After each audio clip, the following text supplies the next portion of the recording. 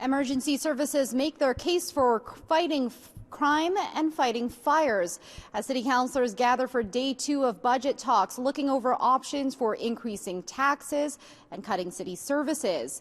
Those in uniform say the amount of time sirens will be running will be longer if there are fewer members to respond to calls.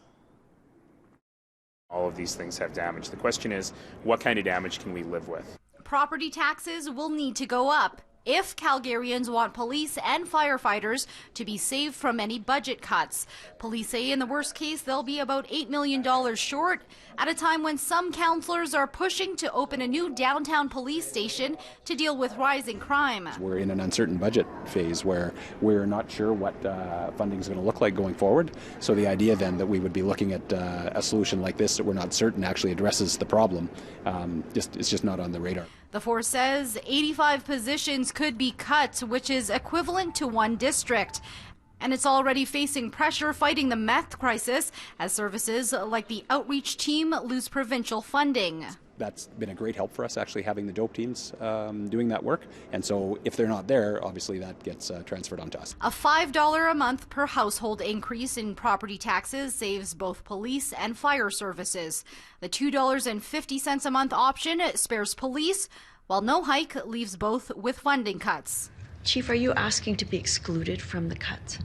The fire chief says no, but wants to paint a clear picture of what services will look like. So that maybe there can be some longer term thought towards how we get out of where we are, which will be exacerbated with this round of productions, as with every other business unit. The Firefighters Union pointing to this blaze in the far southeast community of Legacy. It says the closest truck was 12 minutes away. The chief says response times will suffer and working with 3 instead of 4 firefighters per truck won't work in a big city. Because we have 2 people who can go inside, supported by 2 people outside in case the firefighters get into trouble. If you have 3 people showing up, you actually can't do that. You actually can't perform effectively as an engine company, period. Some folks said, oh, you're cutting those essential services first. That's actually not true. We're cutting everyone else, the smaller departments, by much more in order to protect police and fire. There were also questions about whether it's prudent to close the Beltline and Inglewood pools right now.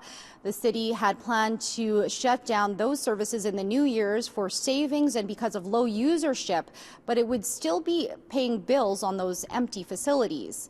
Reporting live from City Hall, Crystal Adaris, City News.